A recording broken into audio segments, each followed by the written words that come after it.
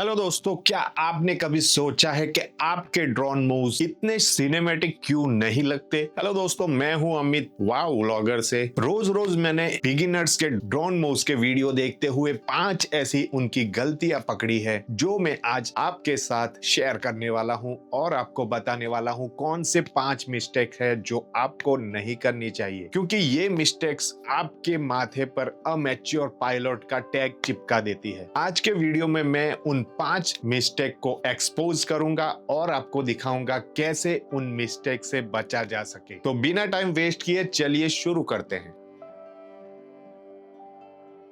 तो नंबर 1 पर आता है जर्की ड्रोन मूव्स। बहुत सारे बिगिनर ड्रोन वीडियो में मैं देखता हूं कि ड्रोन शॉट स्मूथ नहीं होते, बहुत ज्यादा शेकी स्टार्ट और स्टॉप होते हैं मूवमेंट में, या फिर क्लिप के दौरान मूवमेंट स्मूथ और कंटिन्यूस नहीं होता। ये स्मूथनेस का लैक एकदम से आपको ड्रोन वीडियो की इंप्रेसिव फीलिंग से बाहर निकाल देता है और तुरंत पता चल जाता है कि वीडियो प्रोफेशनल नहीं है। इसलिए आपको इसे हर हाल में अवॉइड करना चाहिए। अब शेकी मूवमेंट को फिक्स कैसे करें? तो सबसे इंपॉर्टेंट चीज है सही गेन और एक्सपो सेटिंग किया जाए। DJI ड्रोन में आप ये सेटिंग कंट्रोल सेक्शन के अंदर गेन और एक्सपो ट्यूनिंग में फाइंड कर सकते हो, और ये सेटिंग ड्रोन टू ड्रोन थोड़ी अलग होती है, लेकिन यहाँ मेरी गो टू सेटिंग है जो किसी भी DJI ड्रोन के लिए एक अच्छा स्टार्टिंग पॉइंट हो सकता है। आप सेटिंग को अलग अलग सिनेमा मोड, नॉर्मल मोड और स्पॉट मोड के लिए सेट कर सकते हो।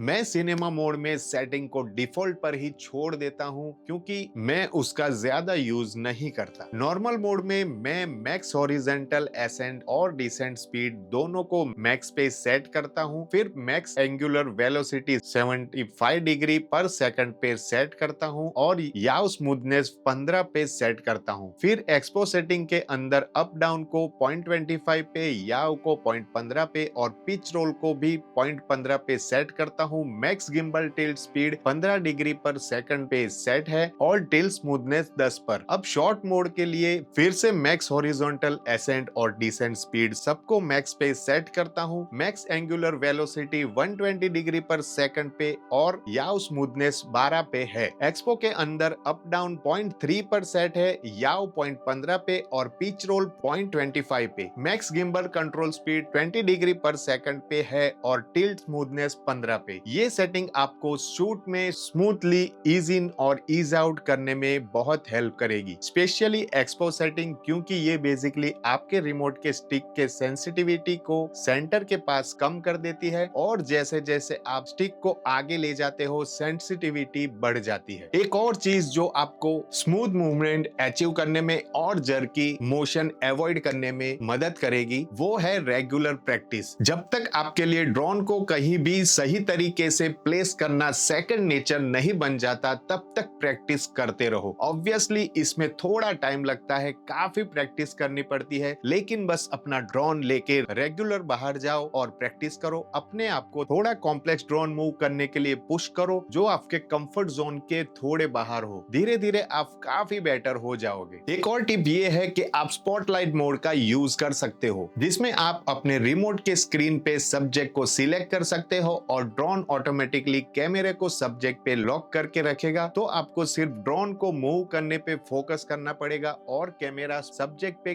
पॉइंटेड रहेगा, बिना मैन्युअली सब कुछ ट्रैक करने के। और अगर कभी कभी सब कुछ करने के बाद भी शूट परफेक्टली स्मूथ नहीं आता, जो मेरे साथ भी कभी कभी होता है, तो मेरा एक फेवरेट ट्रिक है शूट को पोस्ट में स्टेबलाइज करना। ये फीचर लगभग सभी वीडियो एडिटिंग सॉफ्टवेयर्स में अवेलेबल होता है, जैसे कि DaVinci Resolve, Adobe Premiere Pro या Final Cut। सब में एक स्टेबलाइजेशन इफेक्ट होता है जो आप क्लिप पे अप्लाई कर सकते हो, और ये शूट को और ज्यादा स्मूथ कर देता है ताकि फाइनल आउटपुट परफेक्टली सीमलेस लगे। और अगर आप ये सब टिप्स अप्लाई करोगे तो आपके ड्रोन शॉट बहुत ज्यादा स्मूथ और प्रोफेशनल लगेंगे।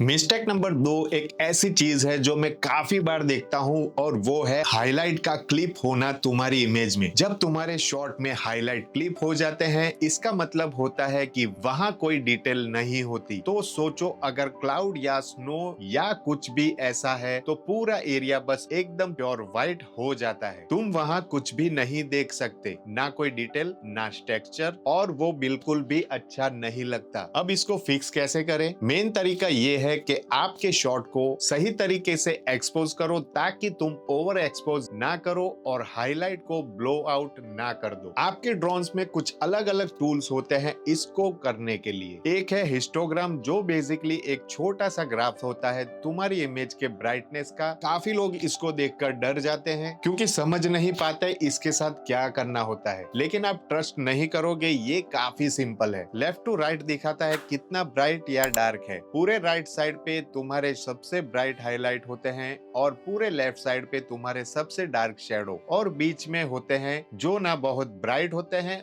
और ना ज्यादा डार्क। टॉप टू बॉटम दिखाता है कि कितना डेटा है। अगर सारा डेटा एक साइड पे बंच हो गया है तो इसका मतलब है या तो इमेज बहुत ब्राइट है या बहुत डार्क। अगर आपके ग्राफ माउंटेन्स राइट साइड को टच कर रहे हैं तो तुम हाईलाइट में डिटेल लूज कर रहे हो, और अगर लेफ्ट साइड को टच कर रहे हैं तो शेडो में डिटेल लूज हो रहा है। लेकिन यूजुअली हाईलाइट का लॉस काफी ज्यादा बुरा है। आइडियली तुम्हें अपना डाटा माउंटेन बीच में रखना चाहिए और हाईलाइट को क्लिप होने से बचाने के लिए इंश्योर करो कि सारा डेटा राइट साइड पे बंच ना हो। एक और हेल्पफुल फीचर है ज़ेब्रास को ऑन करना, जो तुम्हारे इमेज के ओवर एक्सपोज एरिया पर छोटी ज़ेब्रा स्ट्रिप पेंट कर देगा जहां डेटा लॉस हो रहा होगा। तुम ये दोनों फीचर्स हिस्टोग्राम और ज़ेब्रास DJI Fly ऐप के कैमरा सेटिंग में ऑन कर सकते हो। Another key to not losing detail in your highlights वो है लॉग या hybrid log gamma colour profile में शूट करना। ये प्रोफाइल तुम्हारे डायनेमिक रेंज को प्रिजर्व करती है, यानी कि एक ही टाइम में तुम इमेज के ब्राइट और डार्क पार्ट को देख सकते हो। बेसिकली लॉक कलर प्रोफाइल तुम्हारे शॉट में ज्यादा कॉन्ट्रास्ट नहीं ऐड करता, इसलिए हाइलाइट्स और शेडो में ज्यादा डिटेल बचा रहता है। लेकिन फिर तुम्हें पोस्ट में ग्रेडिंग करनी पड़ेगी, जो वैसे भी आपको करनी चाहिए बेस्ट रिजल्ट के लिए। लॉक कलर प्रोफाइल में शूट करना और फुटेज को ग्रेड करना तुम्हारे हाईलाइट को क्लिप होने से काफी कम चांसेस में डाल देता है। हाँ, कभी कभी पॉसिबल नहीं होता पूरी तरीके से क्लिप से बचना, स्पेशली अगर वो तुम्हारे शॉट के किसी ऐसे पार्ट में हो जो मेन सब्जेक्ट नहीं है। कभी कभी इमेज का कोई पार्ट नेचुरली ब्राइट होता है, लेकिन आपको जितना हो सके इसको अवॉइड करना चाहिए, स्पेशली अपने सब्जेक्ट के ऊपर जहां तुम्हारा मेन फोकस है वहां हाईलाइट क्लिप नहीं होना चाहिए। वैसे बाय द वे अगर आप इसके बारे में ज्यादा सीखना चाहते हैं कि कैसे सिनेमैटिक ड्रोन वीडियो शूट करें तो हमारे चैनल को सब्सक्राइब करें, वीडियो को लाइक करें और बेल आइकन दबाना ना भूलें।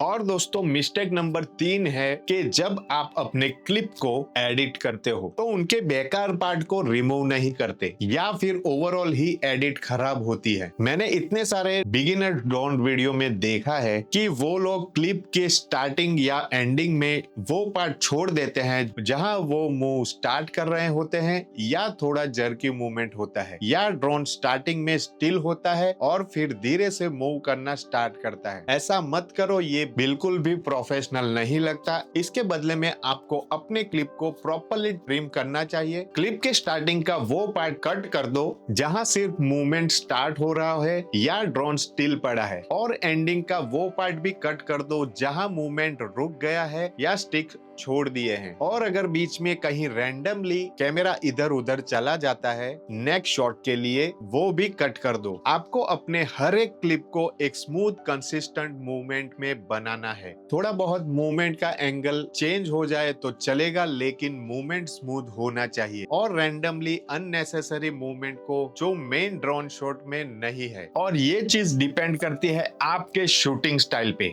जब आप शूट करते हो तो इंटेंशनली शूट करो डिसाइड करो कि मैं ये ड्रोन मूव स्टार्ट करने वाला हूँ। शूट को पकड़ के रखो कुछ 10 सेकंड के लिए, फिर ड्रोन शूट एंड करो और उसके बाद नेक्स्ट शूट लो। ऐसे नहीं कि बस ड्रोन उड़ा रहे हैं इधर उधर बिना किसी प्लान के और बाद में एडिट में कोशिश कर रहे हो कुछ अच्छा निकालने की। और एक और बात, आपको जरूरी नहीं कि 30 सेकंड या 1 मिनट का एक कंटिन्यूस लॉन्ग ड्रोन क्लिप डालना ही है जब तक उसमें कुछ बहुत इंटरेस्टिंग नहीं हो रहा हो। मैं जनरली हर इंडिविजुअल ड्रोन क्लिप को काफी शॉर्ट करता हूँ, यूजुअली 2 से 10 सेकंड के बीच में, क्योंकि इससे ड्रोन वीडियो ज्यादा इंटरेस्टिंग बनता है और व्यूअर की अटेंशन ज्यादा देर तक बनी रहती है। काफी बार मैं बड़े क्लिप को फास्ट फॉरवर्ड कर देता हूँ ताकि वो छोटी स्पेस में फिट हो जाए और ज्यादा एंगेजिंग लगे।